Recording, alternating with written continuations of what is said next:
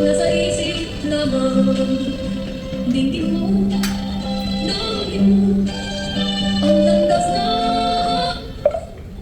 oras na, oras na magbuka ng pasya. Tayo na sa liwanag, ang takot ay nasa isip lamang. Tama na ang panalingan, nasa isip lamang. Takot ay nasa isip lamang.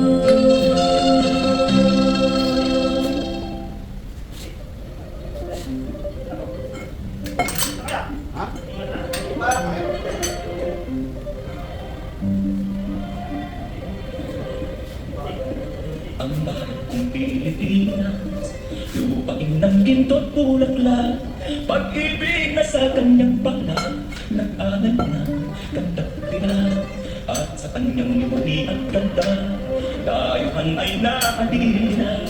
Bayan ko, binihag ka, nasaklap sa dusa.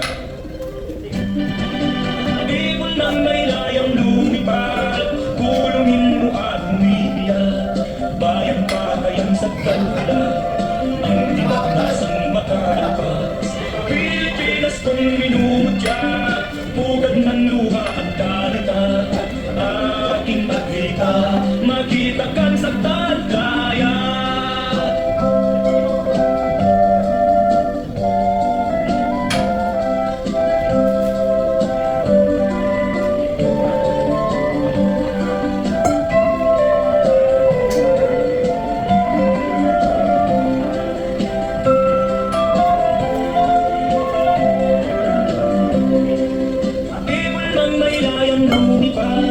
Kulungin mo at umiiyak, bayan pa kayang sakdal nila, ang limat nasang makakalpas. Pilipinas kong minumutya, pugad ng luha at dalita. Aking kandita, makita kang sakdal kaya.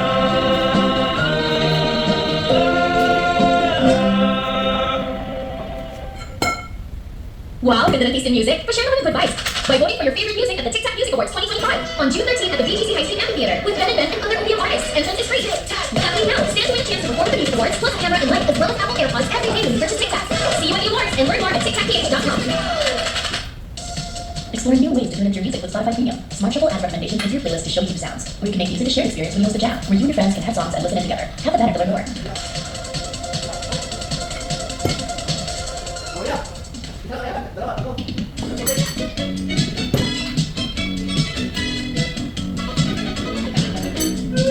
Isang araw sa may tapat ng pintuan, may isang mama at meron siyang dalang sulat. Nang basahin ko, humingi siya ng tulong, dahil daw sa kanyang anak na may sakit.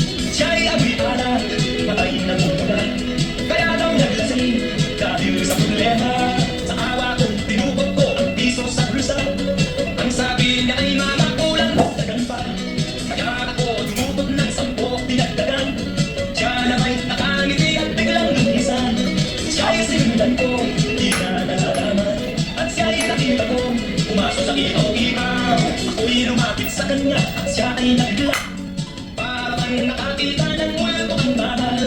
O ilan kaya ang tulang ng taong ito, may dalang sulat upang manloko ng kapwa.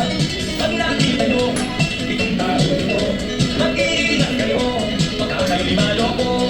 Pag nakita nyo itong taong ito, mag-iingat kayo, baka kayo'y maloko.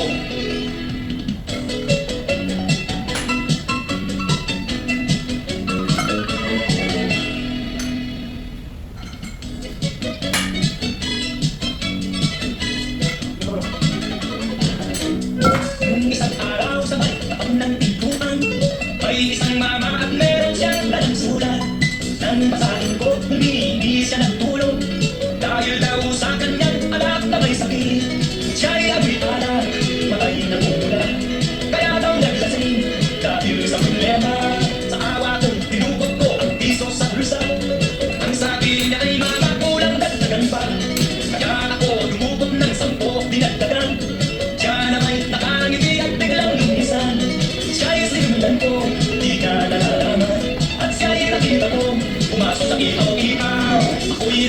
sa kanya, siya ay nabigla.